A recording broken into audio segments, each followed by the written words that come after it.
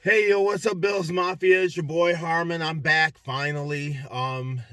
It is week 12 of the NFL season. I'm not sure exactly what week it is. COVID has got me all screwed up. I don't know what the deal is, but I do know that today is game 11 for the Bills. The Bills are 7-3, and I am a little late on this, but as promised, I am going to give you the rundown of the NFL season thus far, uh, what the Bills have done thus far, and where I think they need to go. And so, without further ado, let's get this party started, shall we? The Bills are 7-3, and if you had asked me at the beginning of the season would I have taken it, I'd probably said yeah, with a little reservation. After all, I predicted them to be 8-2 by this point, but no problems. No problems with me. The Bills moves have turned out to be really good. Um, Stephon Diggs, just the master move of the offseason. Great pickup in the draft in Gabriel Davis. Zach Moss was a good addition. Now, the whole running back situation is a little bit. I don't want to call it unsettling, but it is a little bit disturbing because I feel like they I don't know. It seems like you like the fact that they're passing more this year and that they're more confident in the pass game, but you would like to see the run mixed in a little bit more. I know I would. Sometimes running backs have to get those carries in order to get in the flow of the game, and when you've got two running backs splitting, you know, 17 carries a game, you're not going to neither one of them are going to get in the flow, and neither is the offensive line in the run game. So that could pose an issue later on, as the weather gets, colder, and it looks like hopefully the Bills are going to have a home playoff game, and you never know what the weather's going to be. So, one other thing I wanted to mention, I'm so glad the Dolphins had to bench Tua. I'm so sick of the media portraying Tua Tagovailoa as the next coming of Dan Marino. Not yet, folks. Can we pump the brakes on this dude? He was great in college, but a lot of times great college quarterbacks don't turn up to be great NFL quarterbacks. I'm not saying he's not going to be, but man, 2 games in, and people were, oh, he's so great, when the defense really is what won those games for him. So yeah, pump the brakes a little bit, all right? Um, I would say, I am the other thing I'm happy about is the Bills have the number three are placed at the number 3 seed right now.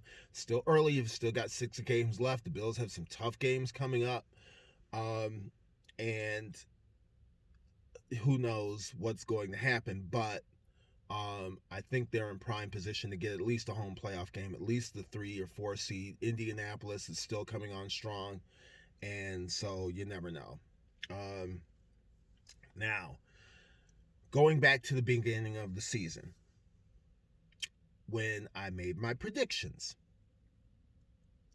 I think I did a fairly good job for somebody who's technically an amateur. Even though my wife likes to say, "Oh, you know so much about football." Yeah, I could give you a couple of nuggets, but I'm, I'm no, I'm no Adam Schefter, here, or somebody else has been doing this for years. I'm just a fan, right? But I did have the Bills, according to my game by game predictions. I had them at 8-2 at this point. I had the Seattle Arizona win losses flipped. Um, and so I think, and I got the Tennessee game wrong. That was the other one. But that's neither here nor there. They're 7-3, leading the division. They're the number 3 seed right now, and things are going well. I honestly, going back to other teams in the AFC, I honestly did not have New England being this bad. I didn't think they were going to be Tom Brady New England, but good grief. I didn't think I thought this might be a resurgence for Cam Newton's career. didn't quite work out. So was it Brady or was it Belichick? Who knows? Who cares? Why bother? Point is, ding dong, the witch is dead in the AFC East. At least for now, anyway. So who knows what's going to happen in the offseason. There's going to be some quarterbacks available. Maybe the Patriots bring back Jacoby Brissett. You know, he might be better for the Patriots than Cam Newton, or maybe Cam Newton sticks around. Who knows? But I will say this: I was wrong on the Patriots. Um, the other place that I was wrong in the AFC, the bleeping Houston Texans. What? You know, I had them winning the South, right? I had them winning the South, and apparently I had no idea how bad that team was going to be without DeAndre Hopkins. I mean, wow. But then the other thing is too, they started off the season with 4 straight games against teams that are currently in the playoff picture. So right now they lost their first 4. They are 4-2 since that 4 straight losses at the beginning of the season. So who knows what kind of havoc they're going to wreak on on the playoff picture. I don't know, but I didn't see them going 4-6 in the first 10. The Colts is another one. Sorry, Philip Rivers, I had pegged you for dead. Apparently not. This is where the fact that I don't know as much about football as I think comes in, right? So it looks like it's going to be the Colts and the Titans in the South. Another thing I didn't see coming is the Raiders. I know the Bills beat the Raiders earlier in the season, but the Raiders, man, they're a lot better than I thought. Shout out to Derek Carr. I mean, what a story. I really like the fact that they stuck with him through everything, and just he's panned out. I didn't think he was that bad to begin with, but I didn't think he was going to be great. You put some shows when you put some weapons around a competent quarterback, they can elevate their game a lot of times. And that's about it in the AFC. The NFC, I knew the NFC East wasn't going to be great. I didn't think they were going to be that bad though. I honestly, Philadelphia is shocking. Dallas, they've got the injury to Dak Prescott, but they weren't doing that great to begin with. So I mean, 4-7 leads the division. Wow, that really. I think the NFL should go to a win minimum. You need to at least win 8 games in order to make the playoffs. That's what they should do. A win minimum. That way, I don't care if you won the division. If you win the division at 6-10 or 7-9, you don't deserve to be in the playoffs. That's how it should go. And none of those teams in that division deserve to make the playoffs. At least not yet. The only teams that they've beaten are themselves. As far going back to the Bills, the most valuable player for the first half of the season, so to speak, to me is Stefon Diggs. It's got to be Diggs. Allen is a close second, like neck and neck, but the addition of you've seen what the addition of Stefon Diggs has done for the team, and they've been phenomenal.